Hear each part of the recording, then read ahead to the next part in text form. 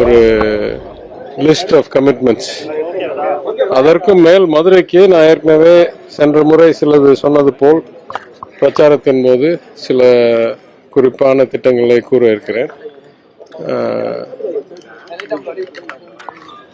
எதிர்கட்சியா இருக்கும்போது வந்தா என்ன பண்ண போறோம்ன்றதை மாத்திரம் சொல்லணும்.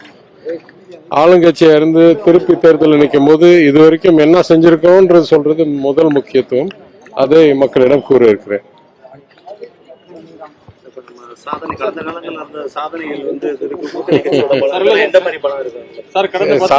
இல்ல சாதனையும் சொல்லுவேன். எத்தனையோ வகையில் எடுத்து பார்த்தா, பொருளாதார ரீதியாக எடுத்து பார்த்தா, இல்ல மக்கள் நலன் எடுத்து பார்த்தா, இல்ல நல்வாழ்வுத்துறையில எடுத்து பார்த்தா, கல்வியில பார்த்தா, திட்டங்கள்ல பார்த்தா, வளர்ச்சியில பார்த்தா, இண்டஸ்ட்ரியலைசேஷன்ல பார்த்தா, எக்ஸ்போர்ட்ஸ்ல பார்த்தா, எந்த புள்ளி விவரத்தை எடுத்தாலும் அந்த 10 ஆண்டு அதிமுக ஆட்சியோடைய சராசரி என்ன சொன்னோம், CAGR, compound annual growth rate, effective annual ரேட்டோட இந்த 5 ஆண்டில் மிக சிறப்பாக இருந்திருக்கு. அது வரலாறு. ஒரே நிமிஷம் முடிச்சேன். ஆனால் அதை தாண்டி நான் கூறுவேன், இந்த முறை எங்களுடைய கூட்டணி மிகவும் வலிமையான கூட்டணியாக இருக்கிறது. சென்ற தேர்தலில் சந்தித்த கூட்டணியை ஒப்பிட்டு பார்த்தால் கூடுதலாக மக்கள் நீதி மய்யம் கூட்டணி என் நண்பர் எதிர்த்து நின்று கிட்டத்தட்ட 10% வாக்கு வாங்கினவர். அவர் இன்றைக்கு எங்களோட இருக்கிறார், என்னோட இருக்கிறார். அதே போல் எஸ்டிபிஐ வேட்பாளர் மாவட்ட செயலாளர் அன்றைக்கு எதிர்த்து நின்று வாக்கு வாங்கினவர், இன்றைக்கு அவரும் எங்களோட இருக்கிறார்.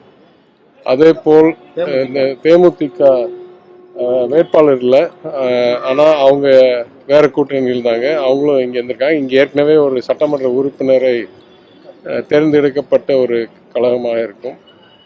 இன்னும் தாண்டி என் அருமை நண்பர் மாண்பு முன்னாள் முதலமைச்சர் ஓ பன்னீர்செல்வம் அவர்களும் அவரோட கூட்டில் இருந்த முன்னாள் இங்கே நாடாளுமன்ற உறுப்பினர்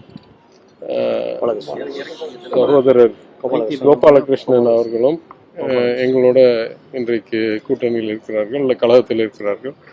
எனவே சென்ற கூட்டணியோட இந்த கூட்டணி இன்னும் வலுவான கூட்டணி என்று கருதுவேன். நீங்க 2 கேள்வி கேட்டீங்க, நான் சொன்னேன் சாதனையில் முதல்ல பேசுவோம், கூட்டணியில் நீங்க கேட்டதுக்கு பதில் சொல்லுங்க. சார், இப்போ நீங்க உங்க தொகுதியில நீங்க செஞ்ச திட்டங்களை வந்து செயல்பாட்டு ஒவ்வொரு 6 மாசத்துக்கு கொடுத்துட்டே வரீங்க. பட் உங்களை எதிர்த்து களம் காணக்கூடிய சுந்தர் சி அவர்கள் 10 ஆண்டுகளா பங்குதாசன் எதுவுமே செய்யல அப்படின்னு சொல்லிட்டு அதாவது நான் என்ன சொல்றேன், கருத்து ஆளாளுக்கு இங்க பாருங்க. அதுக்கும் சொல்லுவேன், தேர்தல் நேரத்தில் ஒவ்வொரு வேட்பாளருக்கும் எவ்வளோ பணி இருக்கு.